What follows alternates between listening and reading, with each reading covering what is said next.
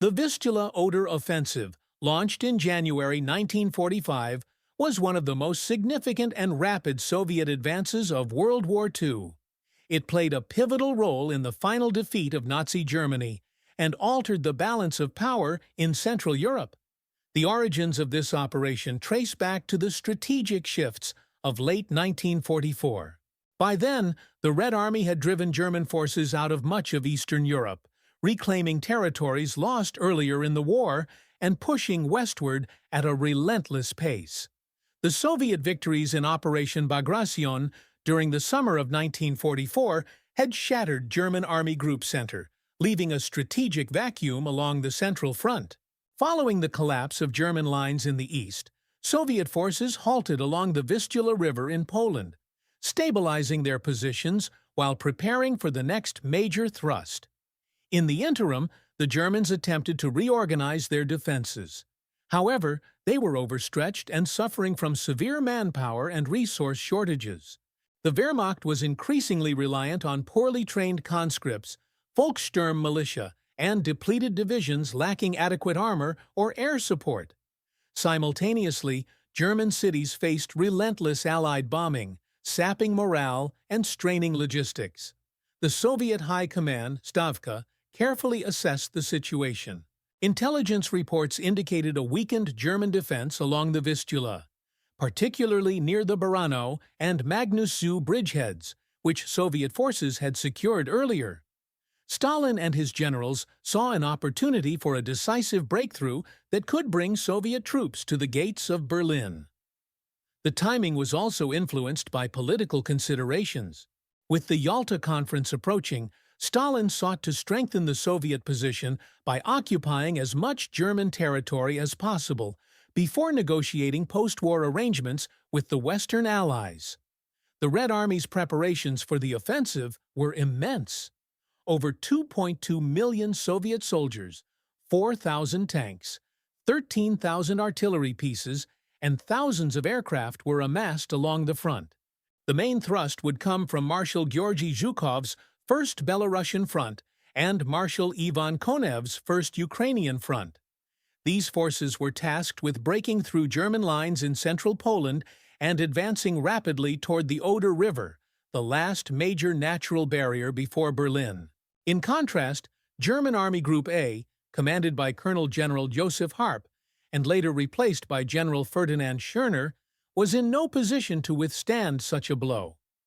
The German High Command, OKH, underestimated Soviet strength and overestimated their own ability to hold defensive lines. Reinforcements were delayed or misallocated, partly due to Hitler's insistence on holding territory at all costs.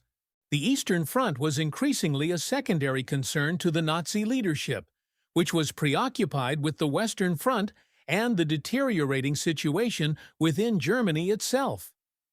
As winter deepened, the Red Army finalized its plans. Soviet propaganda emphasized the liberation of Poland and revenge against the German invaders, motivating troops and civilians alike.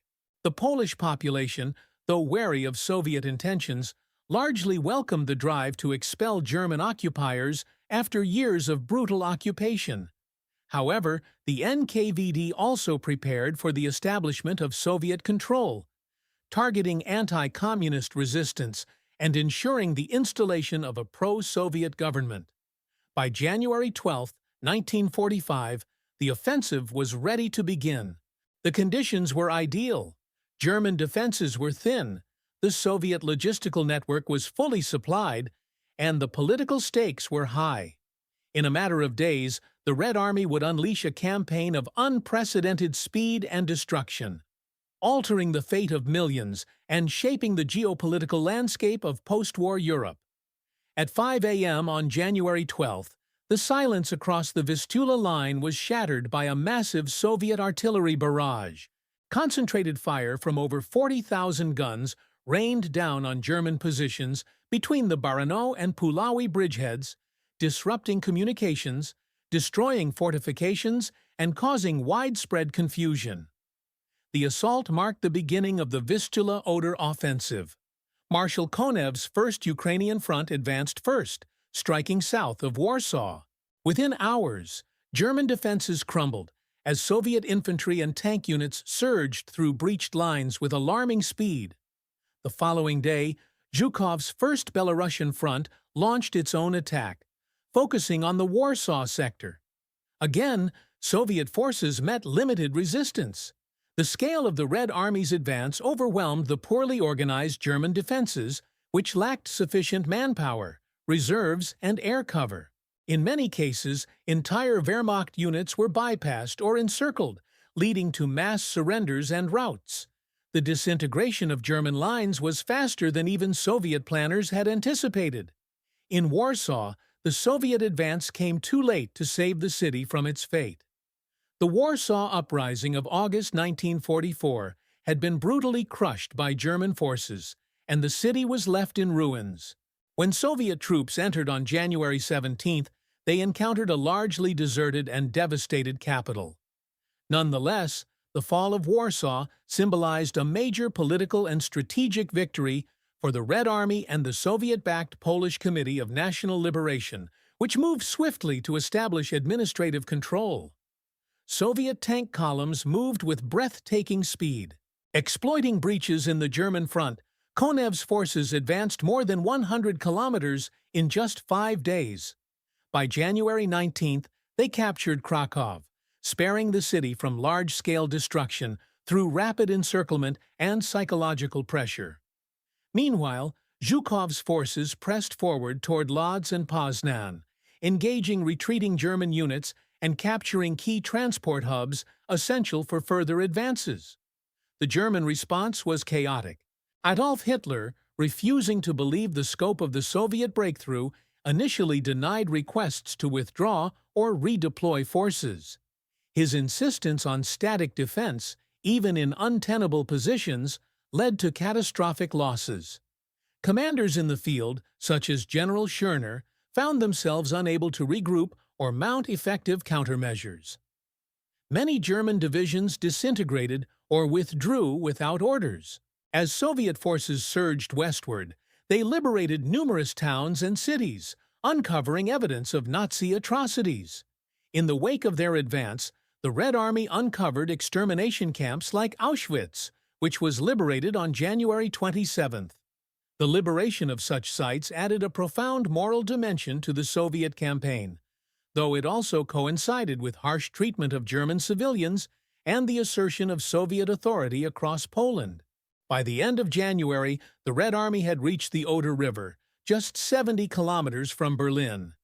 The Vistula-Oder offensive had achieved stunning success in less than 3 weeks, shattering German defenses, liberating vast territories, and positioning Soviet forces for the final assault on the German capital. The rapid pace of the operation, however, raised new challenges in logistics, occupation, and coordination with Western allies advancing from the west. The strategic objectives of the Vistula-Oder offensive were defined by both the military logic of swift penetration and the political imperatives of Soviet leadership. The Stavka aimed to obliterate German defensive capacity in Poland, reach the Oder River, and open the road to Berlin before the Western Allies could make comparable gains in the West.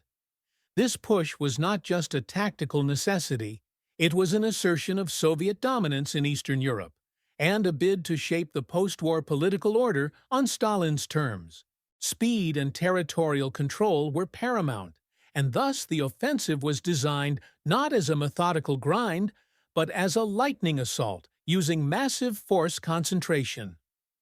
Planning for the operation began months in advance, building on lessons learned during earlier campaigns, particularly Operation Bagration.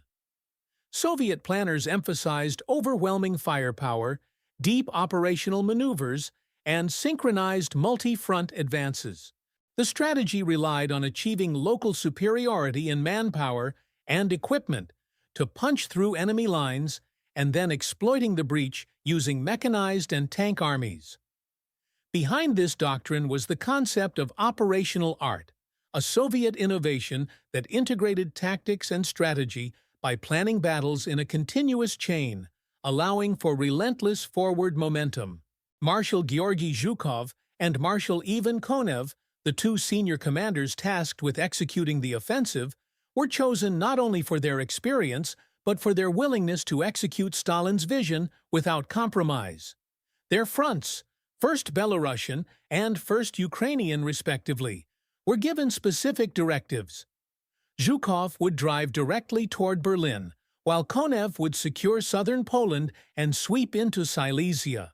Coordination between the two was essential, and although some tensions existed, both commanders had the authority to make rapid decisions on the battlefield, ensuring fluid execution.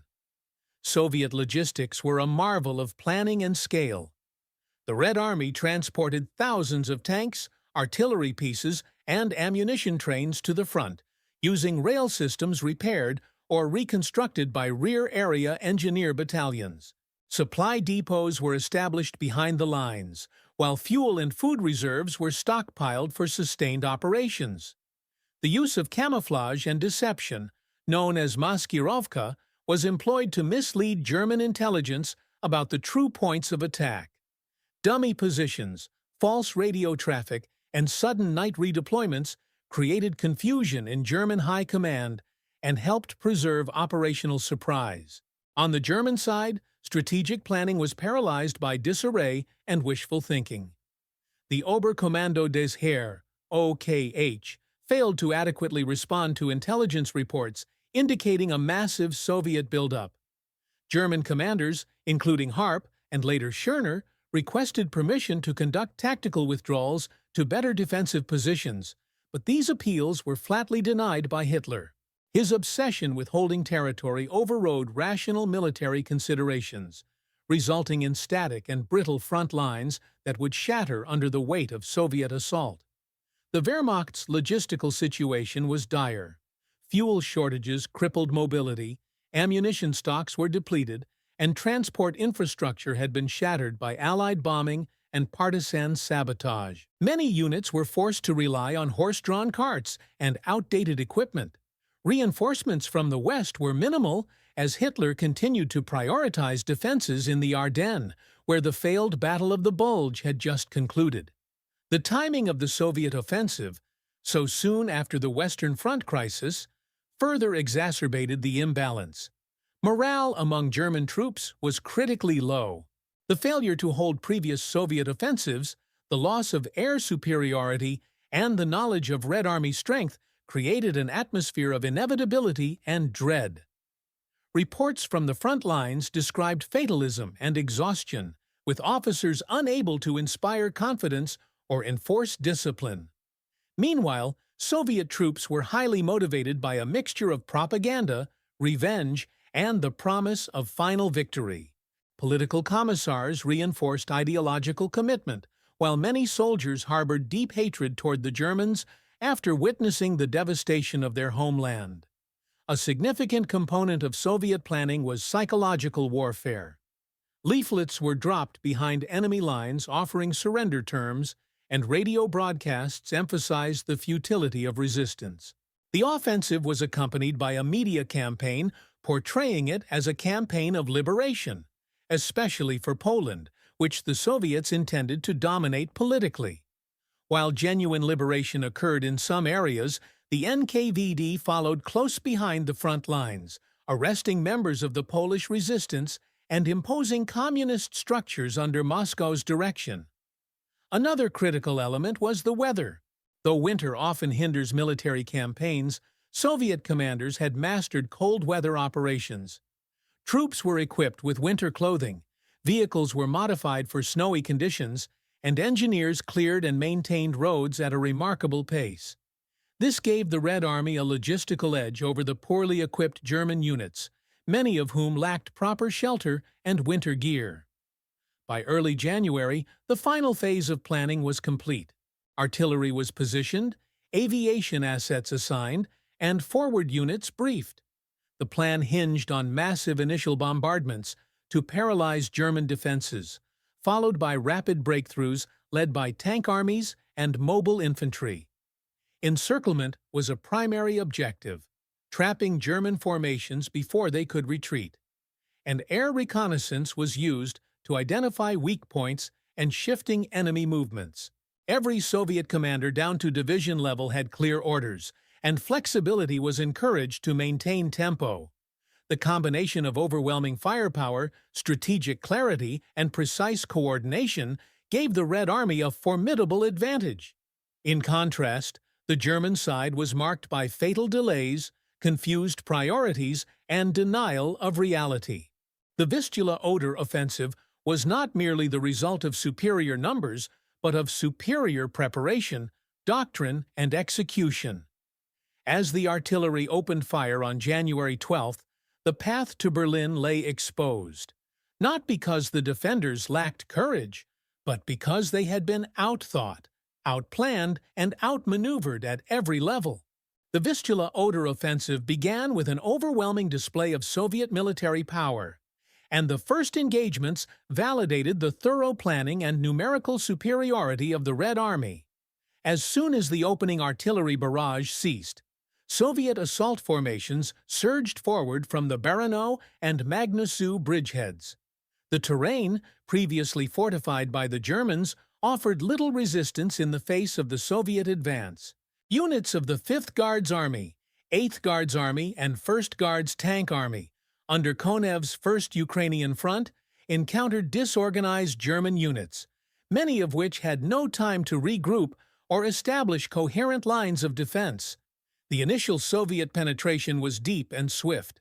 German divisions stationed near the front collapsed under pressure or were outflanked by mobile Soviet columns. In many cases, resistance was token or non-existent, as rear area units and command posts were quickly overrun. Soviet commanders exploited every opportunity to advance without pause. Rapid river crossings were achieved using pontoon bridges and captured infrastructure, enabling armored spearheads to push west with astonishing momentum. By the end of the first week, several German corps had been destroyed or rendered ineffective. Territorial gains mounted rapidly. Soviet forces retook Kielce and Radom, key hubs in central Poland, within days.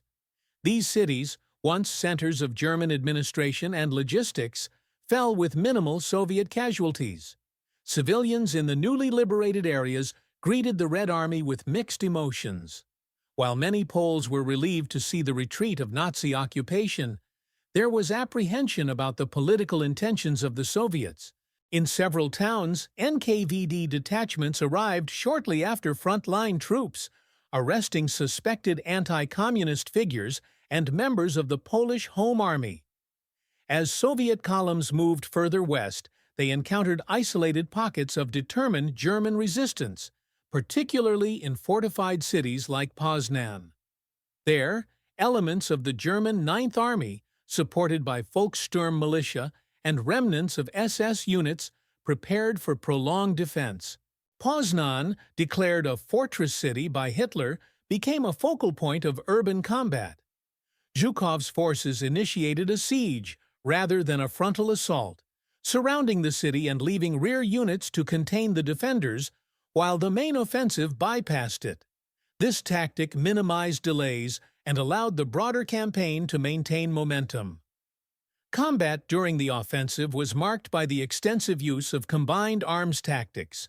Soviet ground attack aircraft, particularly the Ilyushin Il-2 Shturmovik, provided close air support to advancing infantry and tanks.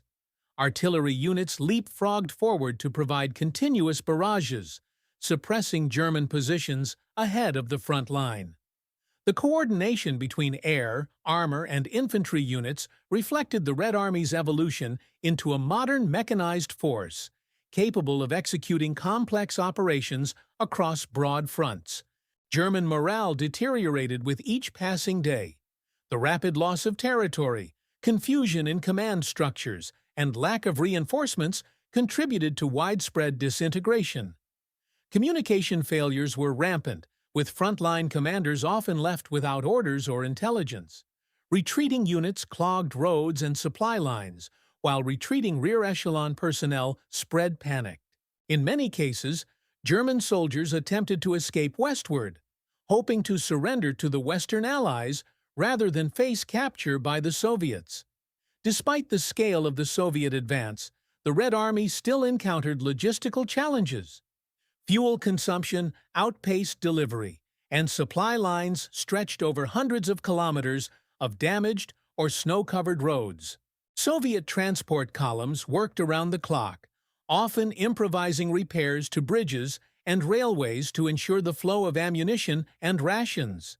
The pace of advance was so rapid that in some cases, forward units were forced to pause until support assets caught up. Nonetheless, Soviet engineers and quartermasters displayed remarkable adaptability under pressure. Weather conditions added complexity to the fighting. The January winter was severe, with sub-zero temperatures, frozen terrain, and limited visibility. While the Soviets were well-equipped and experienced in such conditions, it still imposed physical strain on troops and equipment. German forces, less prepared for winter warfare and increasingly short on winter clothing and supplies, suffered disproportionately from exposure and frostbite. Abandoned vehicles and dead animals littered the roads, evidence of the attritional toll on the retreating Wehrmacht. Civilians bore the brunt of the chaos.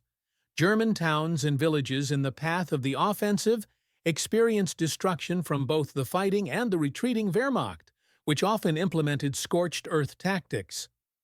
Refugees flooded westward in freezing conditions, complicating military traffic and causing humanitarian crises.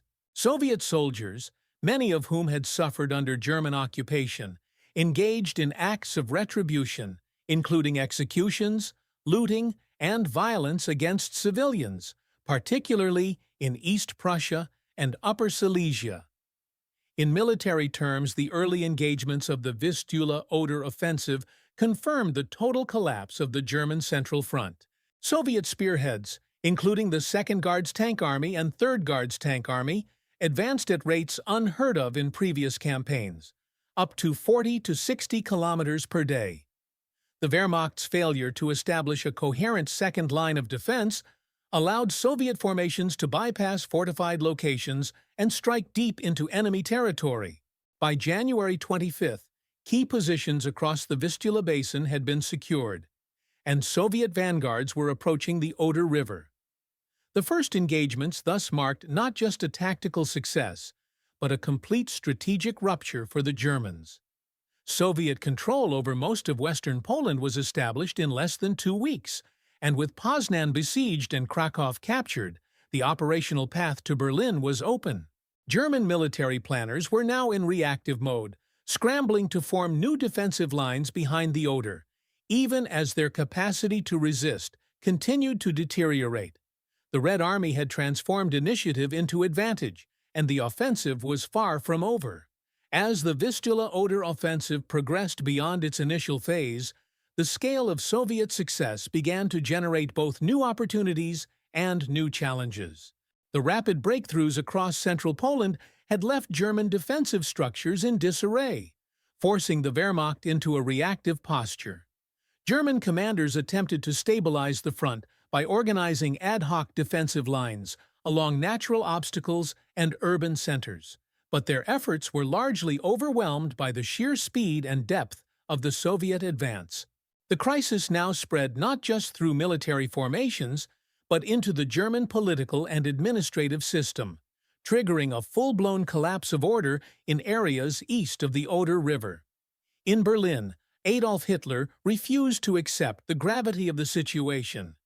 He continued to issue delusional orders to hold positions at all costs, ignoring the reports of encirclements and the destruction of entire corps.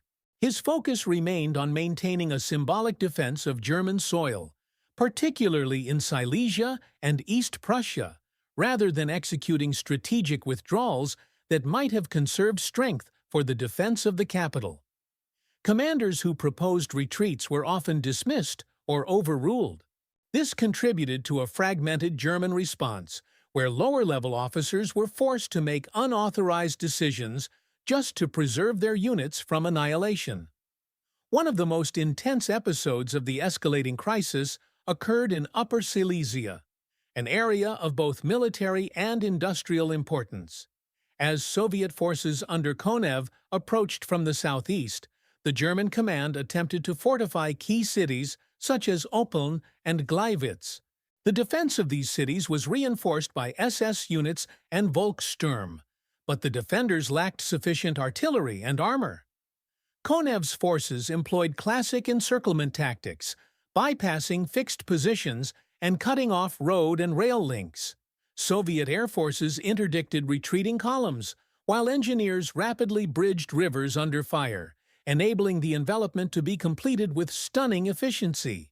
Meanwhile, in central Poland and toward the Pomeranian region, Zhukov's troops advanced in a broad arc toward the Oder River. The city of Lodz was captured with minimal resistance, followed by a series of swift advances that brought Soviet tank units to the vicinity of the fortified city of Poznan. Though Poznan would resist for weeks under siege, its isolation meant it posed little threat to the main Soviet thrust. Instead, Soviet attention shifted to the vast gaps in the German rear, where units were fleeing without orders, supply depots were being abandoned, and local civilian administrations had ceased functioning entirely. The psychological strain on German forces became increasingly evident. Many Wehrmacht soldiers, aware of the encroaching disaster, abandoned positions or attempted to desert. Cases of mutiny were reported, especially among conscripts and Volkssturm formations.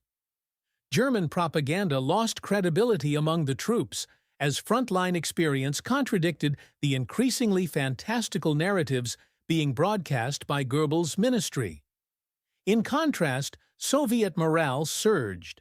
Soldiers believed victory was within reach, and many Red Army units fought with a ferocity driven by a desire for retribution, national pride, and the psychological momentum of continuous victory. Terrain and weather continued to influence the escalation. River crossings became key choke points as German engineers attempted to blow bridges to slow the Soviet advance. However, Soviet sappers and amphibious units were well prepared. Bridges were rebuilt in hours, ferries and pontoons were deployed under fire, and even ice-covered rivers were crossed, using temporary paths reinforced by logs and steel plates.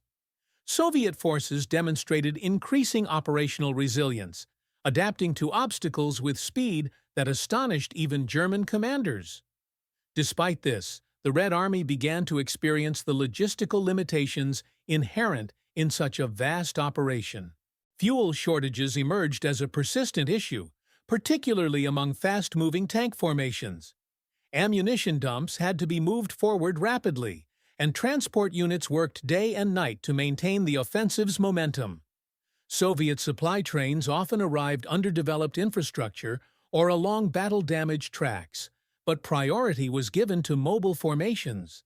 Rear services proved capable of improvisation, commandeering local resources, repairing roads, and using captured German equipment when necessary.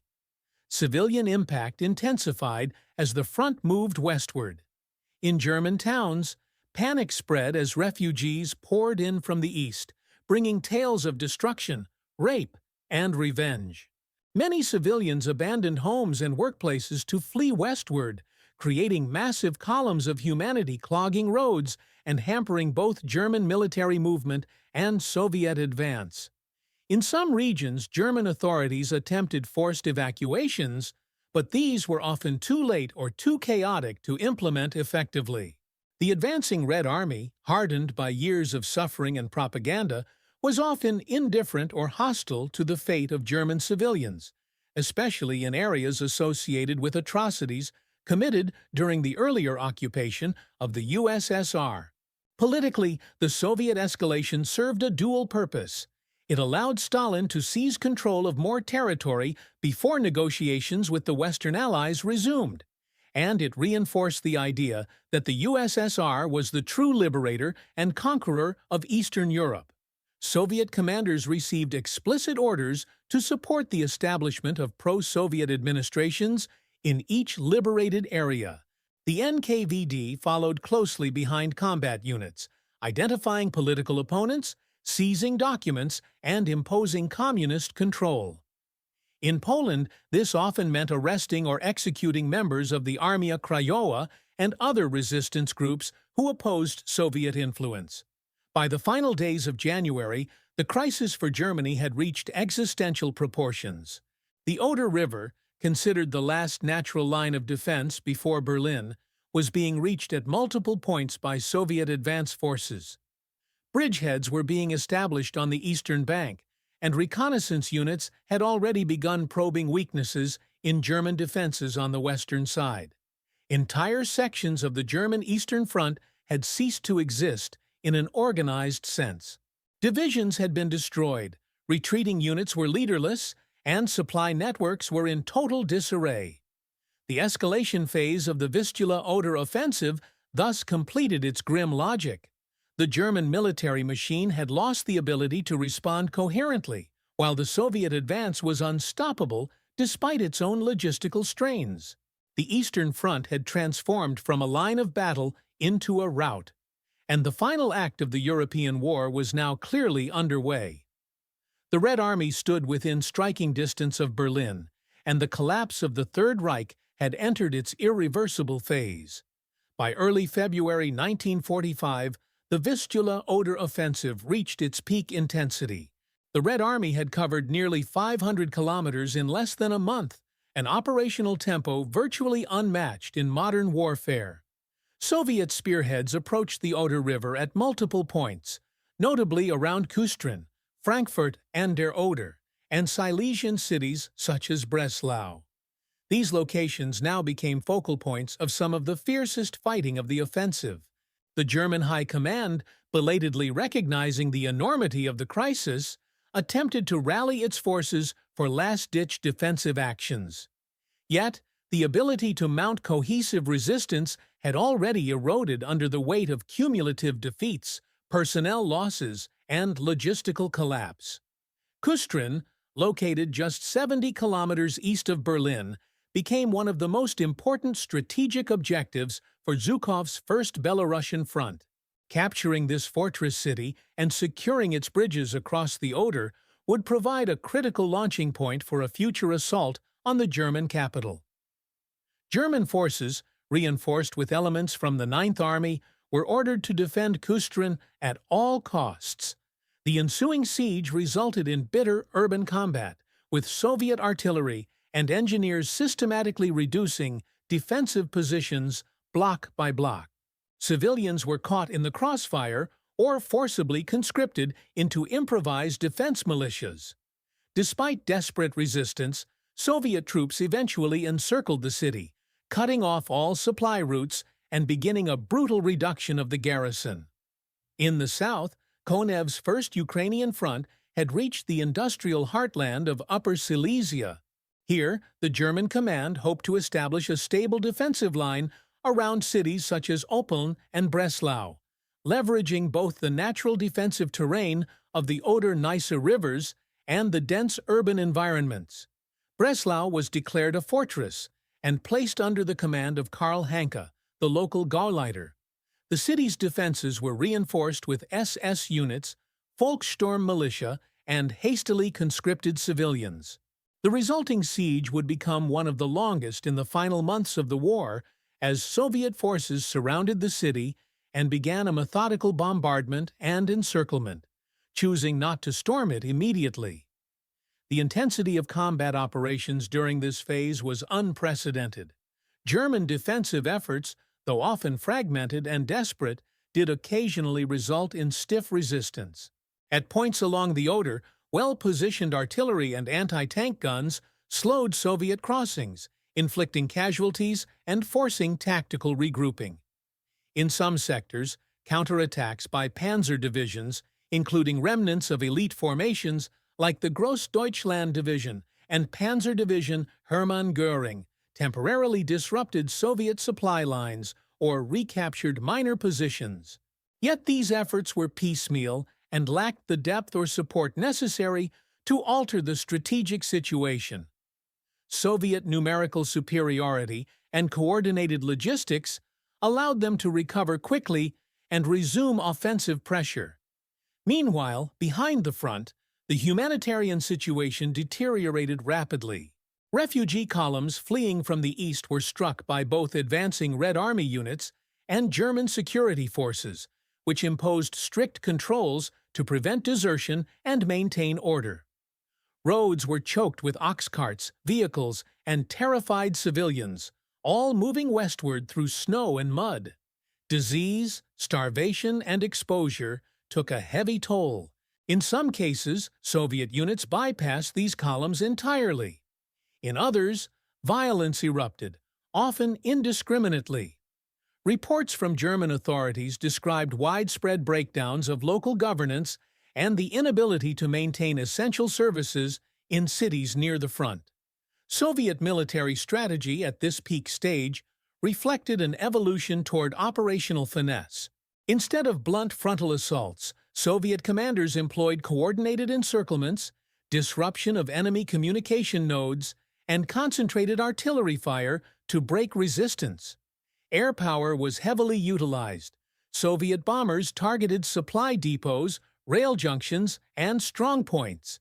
The 16th Air Army, supporting Zhukov's front, executed thousands of sorties per day, while ground attack aircraft provided constant close support to infantry and armored formations.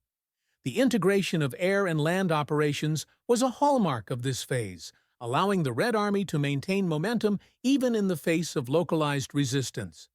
Political dimensions became more pronounced as well. Soviet authorities worked swiftly to establish control in the rear areas.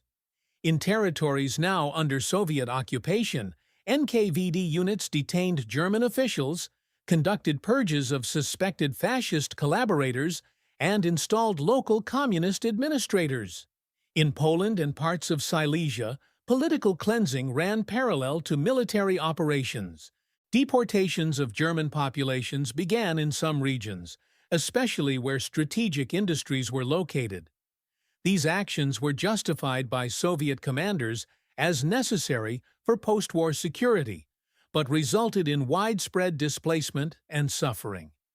As the front approached the Oder River, the German population's sense of existential crisis intensified. For many Germans, the war had remained distant until now, fought in Russia, Italy, or France. The arrival of the Red Army on German soil shattered illusions of invulnerability.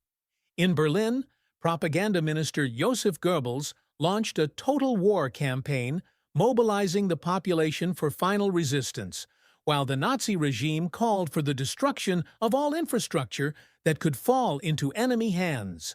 Scorched earth orders were given, though often disobeyed by local officials who recognized the futility of continued destruction.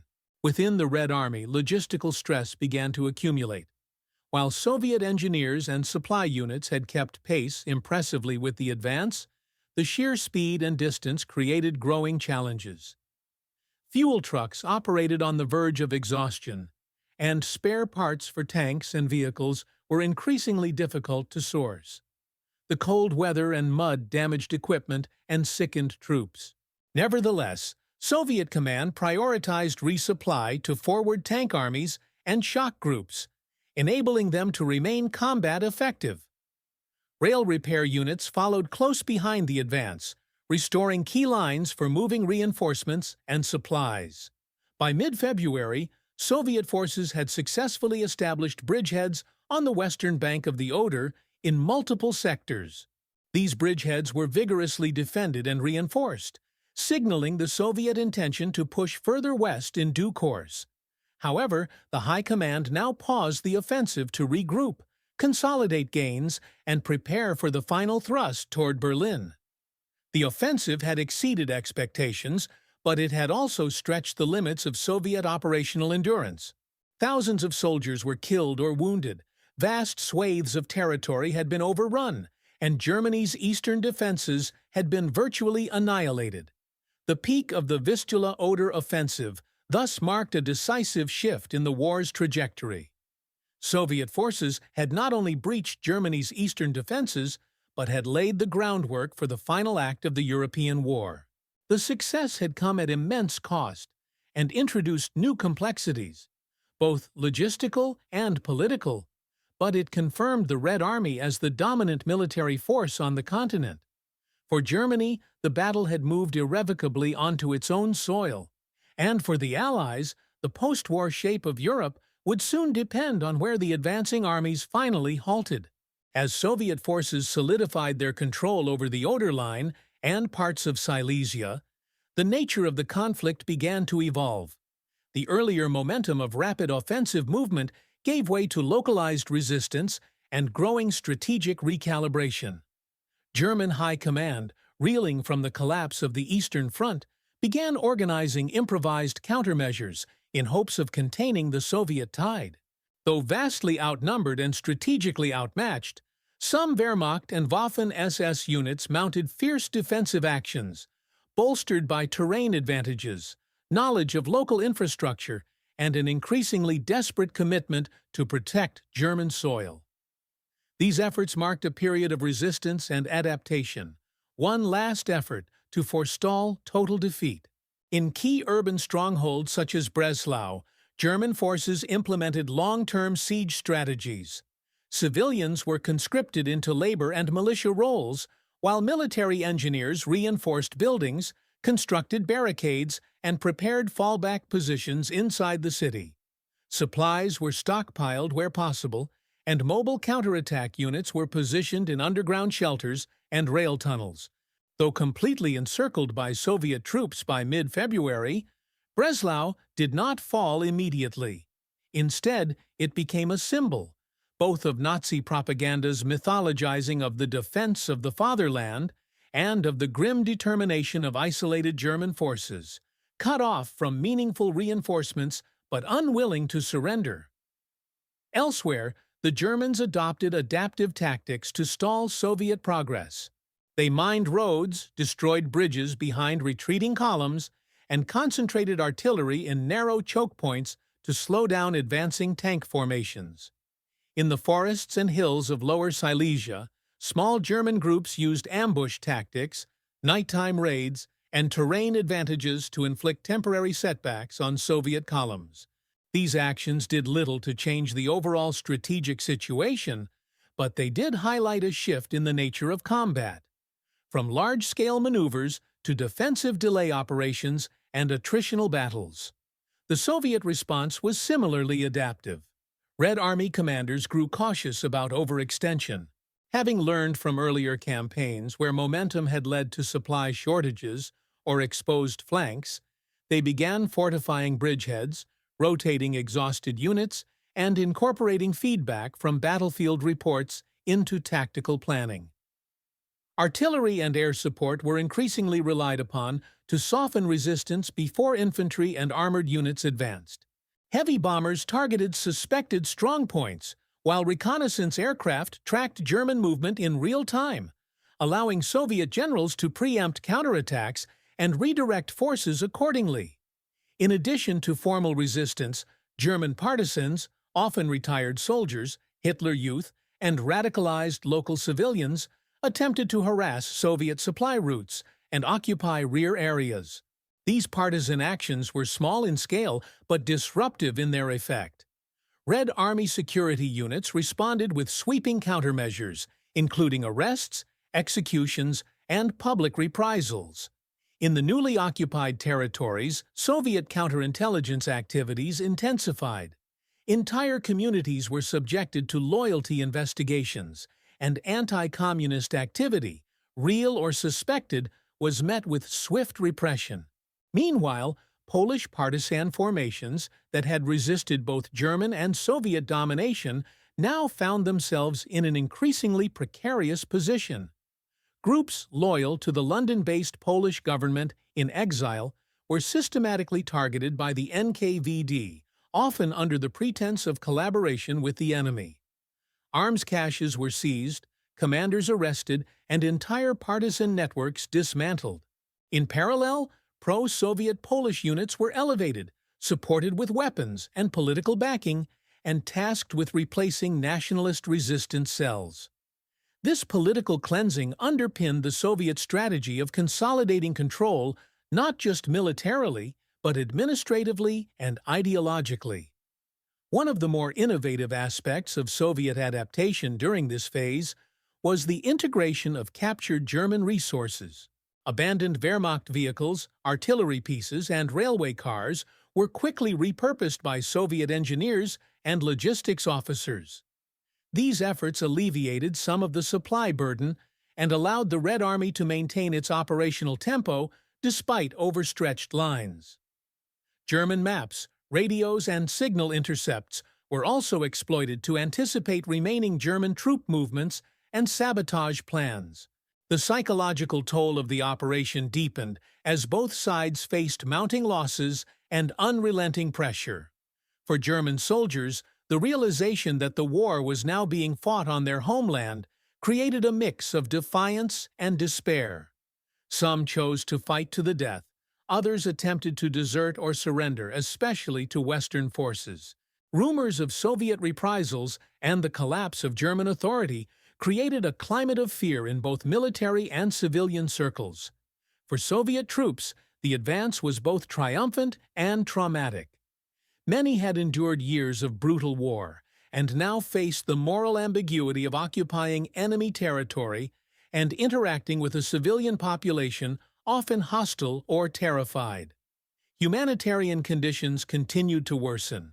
Displaced populations, including ethnic Germans, Poles, and other minorities, crowded into makeshift refugee camps or wandered across the front with few possessions. Disease outbreaks, malnutrition, and exposure claimed thousands of lives. Relief efforts were nearly non-existent, and few systems were in place to coordinate the needs of civilians caught in the rapidly changing front lines. Reports from Red Army field hospitals described overwhelmed facilities and limited medical supplies, even for wounded soldiers. Civilians often received no treatment at all. Despite the intensifying hardship, the Red Army continued to refine its campaign.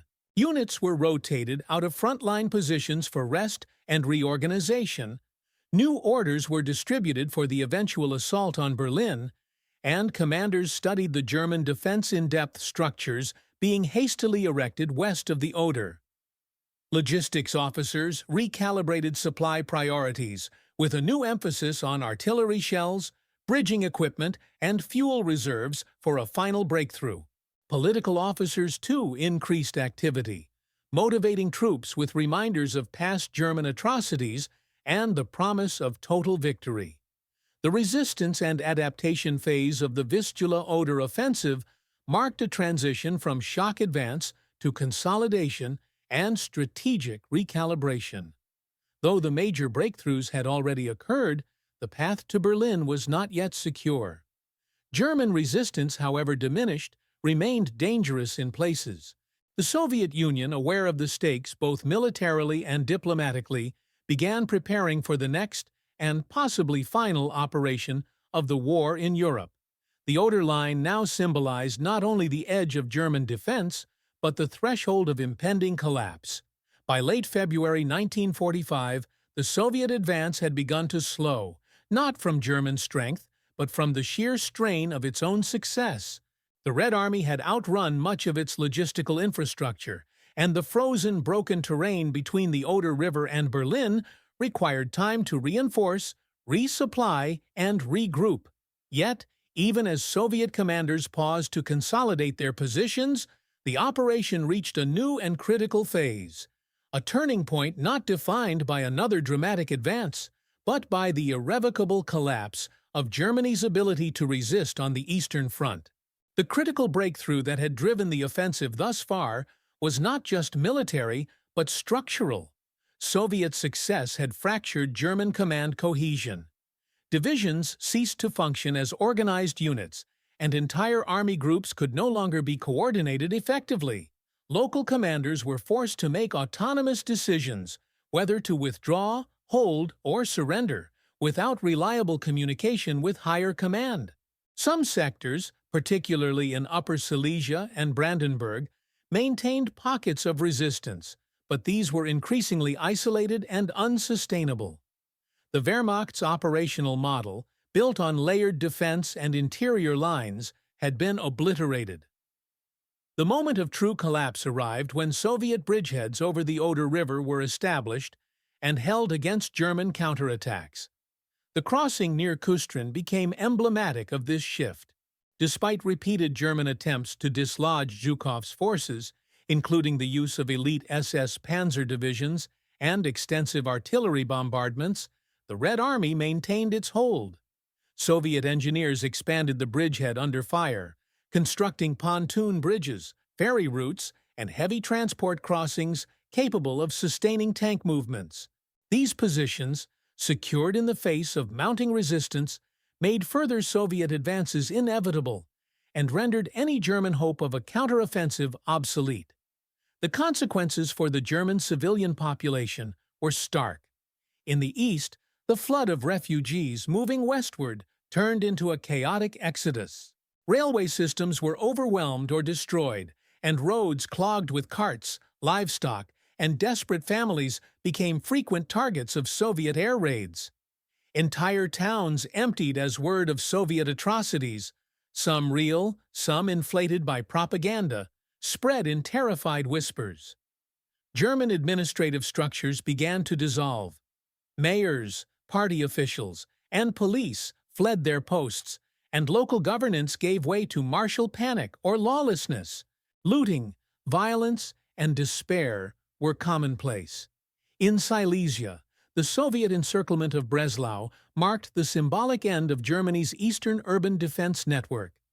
Though the city would hold out until May, it was functionally irrelevant to the outcome of the war. The siege tied down German forces that could not be used elsewhere and allowed the Soviets to complete the surrounding envelopment. Other key regions, such as Pomerania and East Brandenburg, faced a similar fate. Soviet tank armies cut supply lines and isolated German units that had not yet surrendered. Local resistance, where it occurred, was often undertaken without coordination and lacked the scale or resources to influence the broader campaign. The psychological turning point within Germany was equally significant. Civilian faith in the Nazi regime plummeted. Despite Goebbels' continued radio broadcasts promising final victory and divine intervention, the majority of the population now understood the war was lost. Yet fear of Soviet retribution and Nazi reprisals for defeatist behavior kept many trapped in a limbo of obedience and hopelessness. Internally, the Nazi apparatus continued to enforce loyalty with arrests, executions, and threats, even as its power withered in practical terms. On the Soviet side, this turning point created both strategic opportunity and internal tension.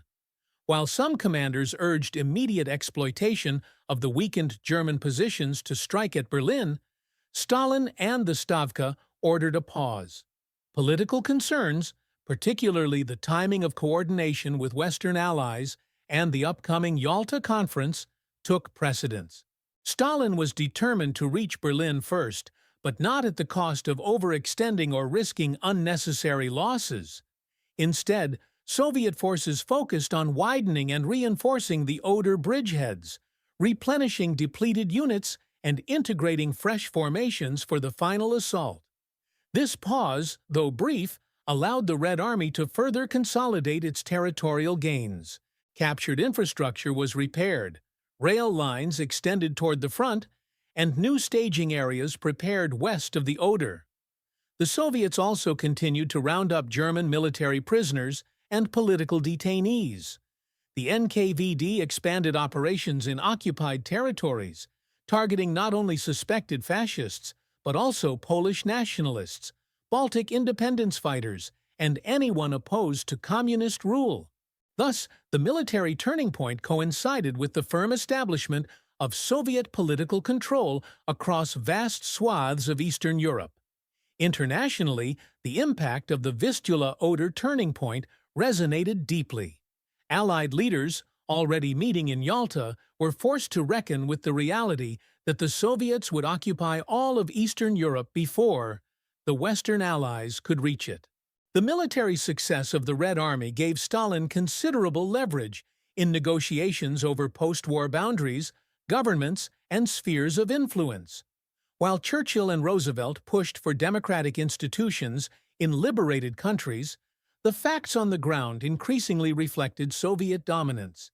achieved not through diplomacy, but through military force and political imposition. In sum, the turning point of the Vistula-Oder offensive was not marked by a single battle or city's fall, but by the cumulative disintegration of German capacity to resist, the solidification of Soviet control, and the reshaping of Europe's future. What began as a military operation now transitioned into a new phase: preparation for the final blow against Berlin, and the construction of the post-war order through occupation and realignment. The Red Army had not only crossed rivers and crushed armies, it had crossed the threshold into Germany's heartland, with all the power and consequences that entailed. As the Vistula-Oder offensive neared its end, the focus shifted from large-scale offensives to the management of the shattered battlefield, the reordering of occupied territory, and the consequences of unprecedented territorial and human upheaval. By early March 1945, organized German military resistance east of the Oder River had largely ceased, with only isolated pockets like Breslau, Poznan, and parts of East Pomerania continuing to hold out. The end of combat operations in these regions did not, however, signal peace. Instead, a new phase of violence, reprisals, and social disintegration began, shaped by the dual forces of Soviet military occupation and the collapse of Nazi administrative order. Across the territories overrun by the Red Army, retreating German forces left behind scorched landscapes and devastated infrastructure. Railway yards were bombed or sabotaged, communication lines severed, and civilian facilities stripped or abandoned. The Soviet troops, in turn, advanced into towns and cities that were often ghost-like, deserted by civilians or filled with wounded and elderly too frail to flee. In these newly occupied areas, the vacuum of authority enabled both spontaneous and organized acts of reprisal. Looting, sexual violence, and executions of captured soldiers or collaborators became common, particularly in East Prussia, Silesia, and Pomerania. The Red Army, though bound by official codes of conduct, was often poorly supervised in this phase. After years of unimaginable suffering on the Eastern Front, many Soviet soldiers viewed German civilians not as innocents, but as representatives of the regime that had inflicted genocide on their own people. The violence that followed, while not universal, was widespread enough to be acknowledged even within Soviet military reports. High Command issued repeated orders to rein in abuses, but discipline broke down in many sectors, especially where NKVD units were less active or field officers tolerated revenge. Alongside this chaos came organized occupation. Soviet military administrators moved quickly to secure industrial sites, seize documentation, and arrest remaining members of the German administration. Facilities useful for ongoing operations, particularly steelworks, chemical plants, and railway hubs, were taken under direct control. Thousands of German civilians, including engineers, rail workers, and technicians, were detained and forcibly relocated eastward to work in Soviet industry. In some cases, entire factories were dismantled and shipped by rail to the USSR as part of the war reparations plan. Reprisals extended beyond the military realm. Former Nazi officials, party members, and anyone accused of collaboration were summarily arrested, interrogated, or executed. Civilian courts ceased functioning, and justice became an improvised and arbitrary process, administered by local Soviet commanders or security officers. Lists compiled from captured records were used to target specific individuals, while rumors and denunciations resulted in wider crackdowns. In Polish areas, suspicion fell not only on Germans, but on members of the Polish resistance who had opposed Soviet influence. The NKVD pursued these elements relentlessly, viewing them as obstacles to Soviet post-war strategy. Ethnic cleansing also took form during this phase. As the Red Army secured control of Silesia, Pomerania, and parts of East Prussia, expulsions of German civilians began in earnest. Though initially uncoordinated, these expulsions soon became systematized. Trains carried hundreds of thousands westward under primitive conditions. Many perished from cold, hunger, or disease. Soviet authorities justified these actions as necessary to ensure security, prevent guerrilla resistance, and make room for Polish or Soviet settlers. But the reality on the ground was often chaotic and brutal. The impact of the offensive's aftermath on infrastructure and resources was staggering. Cities like Poznan and Breslau were reduced to ruins. Bridges across the Oder were destroyed or heavily damaged. Electricity grids, water supplies, and sanitation systems ceased functioning.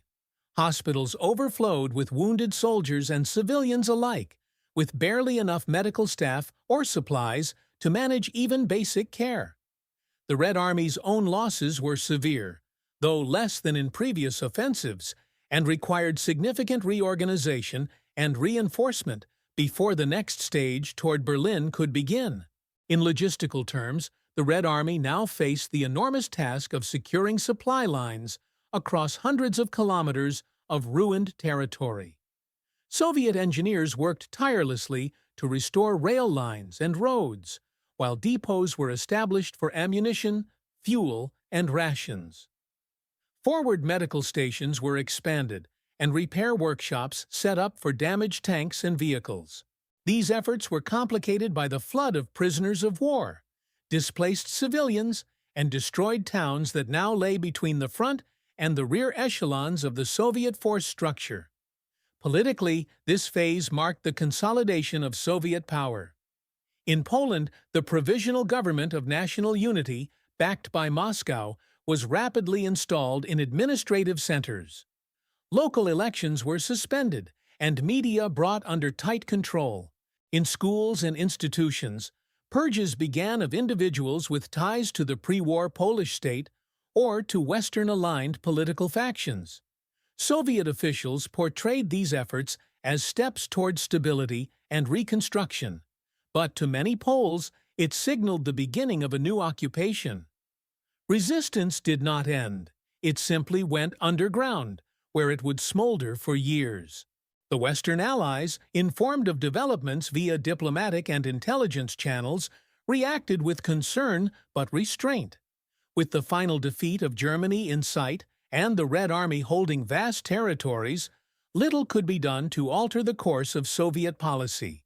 At the Yalta Conference, agreements were reached in principle about post-war borders, governance, and humanitarian treatment. But the realities on the ground had already outpaced diplomacy. The Soviets controlled Eastern Europe by force of arms, and the balance of power reflected that fact. By the time the Oder line was fully secured, and German resistance in the east reduced to isolated enclaves, the military mission of the Vistula-Oder offensive was effectively complete, yet its consequences were only beginning to unfold. The devastation it left behind, on cities, civilians, and the structure of an entire region, marked one of the most profound transitions of the 20th century. War had not just passed through Eastern Europe, it had rearranged its very fabric. And, as the Soviet Union stood poised to launch the final attack on Berlin, it already wielded the power not only to conquer, but to reshape. The Vistula-Oder offensive concluded as one of the most transformative military operations of the Second World War, not merely for its speed and scale, but for its enduring geopolitical and historical consequences. In less than a month, the Red Army had advanced nearly 500 kilometers, shattered multiple German army groups, captured vast territories, and positioned itself for the final assault on Berlin. This campaign did more than accelerate the collapse of Nazi Germany. It irrevocably redrew the map of Central and Eastern Europe, established Soviet dominance in the region, and shaped the post-war order for decades to come. Militarily, the operation demonstrated the maturity of Soviet operational doctrine. The Red Army executed deep penetration strategies with precision, combining massed artillery, armored breakthroughs, mobile infantry, and close air support in a coordinated assault that overwhelmed German defenses. Where the Wehrmacht had once been the master of maneuver warfare, it was now the Soviets who dictated tempo and initiative. German forces, outnumbered, outgunned, and strategically isolated, could do little more than delay the inevitable. Their collapse was not simply a failure of resources, but of doctrine and adaptability in the face of overwhelming systemic pressure. For the German High Command, the offensive marked the final undeniable proof that the war was lost. Any illusions of a negotiated peace or a successful counteroffensive evaporated. Hitler's insistence on static defense and his refusal to permit tactical withdrawals only compounded the disaster. His personal detachment from military reality, combined with dwindling resources and a crumbling national infrastructure, rendered German resistance east of Berlin increasingly symbolic rather than effective. Commanders resorted to improvised strategies, shifting units without clear coordination and deploying untrained replacements in futile defensive stands. The human toll of the offensive was staggering. Though the Red Army had achieved its objectives with fewer losses than in previous operations, the cost was still immense. Thousands of Soviet soldiers killed or wounded, many in the brutal fighting around urban centers and river crossings. German casualties, both military and civilian, were even higher. Units were destroyed, cities leveled, and civilian populations decimated by violence, starvation, and displacement. The refugee crisis that followed became one of the largest forced migrations in modern history, with millions uprooted from homes they would never see again. In the wake of the military success came a sweeping transformation of the social and political landscape. Soviet control over Poland, Silesia, East Prussia, and Pomerania was solidified not just through occupation, but through administrative and ideological realignment. Communist governments were installed, rival political organizations were dismantled, and civil institutions restructured to reflect Moscow's interests. Resistance was swiftly and often brutally suppressed. The NKVD and political officers operated alongside field commanders, ensuring that military victory translated into political consolidation. The legacy of the Vistula Oder offensive also resonated far beyond the battlefield. At the Yalta Conference in February 1945, Stalin negotiated from a position of unparalleled strength. The presence of Soviet troops in Eastern Europe allowed the USSR to dictate the terms of post-war governance in the region. While Western leaders pressed for democratic elections and political pluralism, Stalin's position was clear. The territories liberated by the Red Army would remain within the Soviet sphere of influence. This reality, forged through military conquest, became the foundation of the post-war division of Europe and the onset of the Cold War. Culturally and historically, the offensive became central to Soviet wartime mythology. It was portrayed as a campaign of righteous vengeance and liberation, avenging the horrors inflicted upon the Soviet Union by the German invasion. Official histories emphasize the heroism of Soviet troops, the unity of the front, and the inevitability of victory under communist leadership. In reality, the operation revealed the full extent of Soviet power and the moral complexities that came with it. The atrocities committed during the advance, though officially denied or downplayed, became subjects of post-war silence and international debate. In Germany, the memory of the Vistula Oder offensive became inseparable from the final collapse of the Third Reich. The rapidity of the Soviet advance, the inability of the Wehrmacht to mount effective resistance, and the scale of destruction served as a stark reflection of the regime's strategic failures. The mass displacement of civilians, the destruction of cities like Breslau and Poznan, and the fall of eastern provinces instilled a sense of loss that would shape German memory and identity for generations. For Poland and other Eastern European nations, the offensive offered both liberation and subjugation. While it ended German occupation and the horrors of the Nazi regime, it also marked the beginning of Soviet domination.